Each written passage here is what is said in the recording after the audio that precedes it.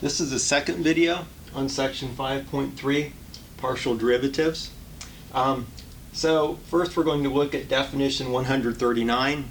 Basically what definition 139 tells us is there's nothing special about 2. You have a function of as many variables as you want, and you can take the partial derivative with respect to all of those variables, and the principle is the same.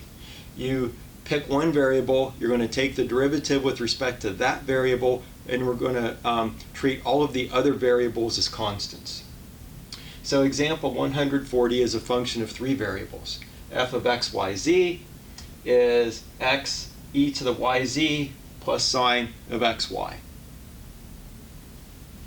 And for readability, that should be sine xy. There we go. Now,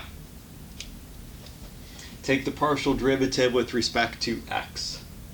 So this term is a constant as far as x is concerned. So when we take the partial derivative with respect to x, we just have that constant. The derivative of sine is cosine. So when we take the partial derivative, we're going to use the chain rule here. So we have cosine of xy, but then we take the partial derivative of xy with respect to x, which is y. For the partial derivative with respect to y, now we have an exponential function. So the derivative of e to a function is going to be e to the function times the derivative of the function. So when we take the partial derivative with respect to y here, again, we're treating x and z as constants. So we have our x, derivative, partial derivative with respect to y of e to the yz is e to the yz times this partial derivative, which is z. And in a similar way, we have cosine of xy, and then we multiply, because of the chain rule, we multiply by the partial derivative with respect to y of xy, which is x.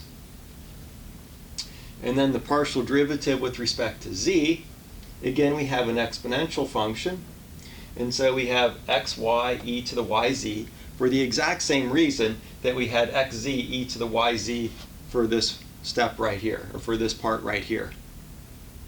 And that's because x is a constant, y is a constant. So when we take the derivative of e to a function, we have e to a function times the derivative of that function, or in this case the partial derivative with respect to z of that function.